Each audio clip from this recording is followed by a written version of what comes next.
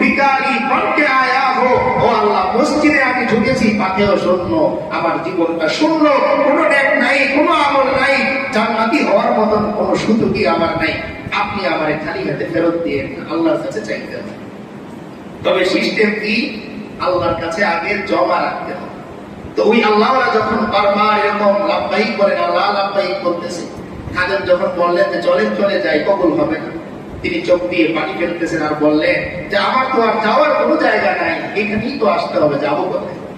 এবার যখন তিনি চোখ বন্ধ করে ঘুমান, ঘুমের মধ্যে আল্লাহ তাআলা বলে, ও বান্দা, এত সময় পর্যন্ত আমি লা লাব্বাইক বলি, লা লাব্বাইক বলি, তুমি যাও না। এত বছর ধরে তোমার হজ আমি কবুল করি না, তোমার নাচ আমি কবুল করি না, কিন্তু তুমি আমার ছেড়ে যাও নাই। যাও বান্দা, যেহেতু আমার প্রতি তোমার এমন আশা, তোমার পেছনে জিন্দেগীর সমস্ত হজ গুলো আমি কবুল করি।